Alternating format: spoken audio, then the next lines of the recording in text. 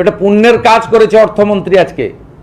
সেটা হলো 56 টাকায় 3 বেলা খাবার দেওয়া হতো হসপিটালে।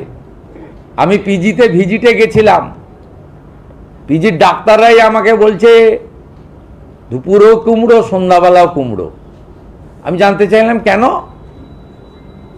গর্ব করে বলতেন আগের মুখ্যমন্ত্রী, এটা দেখি সোনার হসপিটাল। বললো কি করবে ঠিকাদাররা, সাপ্লাইয়াররা? 56 টাকা, 56 টাকা 44 পয়সা মনে হয়। তা এই টাকায় কি হবে? আমি বললাম কত টাকা দিলে হবে? না 104 টাকায় মোটামুটি 3 বেলা হবে। আমি স্বপনদাকে অনুরোধ করলাম যে 104 নয়, 110 করে দিন, একটু রুগীরা ভালো খাওয়ার পাক। আমরা 110 টাকা করে দিয়েছি। হসপিটালে কোনো নেতা, মন্ত্রী, এমএলএ, কোনো শিল্পপতি, কোনো কোটিপতি লোকের, কোনো মিডিয়া চ্যানেলের এডিটার, ডেপুটি এডিটারের বাড়ির লোকেরা যায় না, তারা প্রাইভেটে যায়। অত্যন্ত গরিব মানুষগুলোকে ওইখানে যেতে হয়। আজকে 110 টাকা করে ডায়েট করে দেওয়া হয়েছে। আর কি বলবো, বলে তো শেষ করা যাবে না।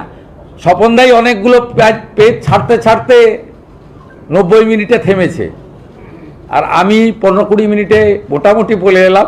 বাকিটা ভালো করে পড়বেন, সব পেয়ে যাবেন। আমরা কথা দিই, যা কথা দিই, ভেবে দিই, সেই কথাটা ভালো করে রাখি। আর পরিষ্কার করে বলে দিলাম, ডক্টর শ্যামাপ্রসাদ মুখার্জির দেখানো পথে বাংলা চলবে, স্বামী বিবেকানন্দের ভাবনায় বাংলা চলবে, রামকৃষ্ণ মিশন, ভারত সেবাশ্রম সংঘ, ইসকন, গৌড়িয়া মঠ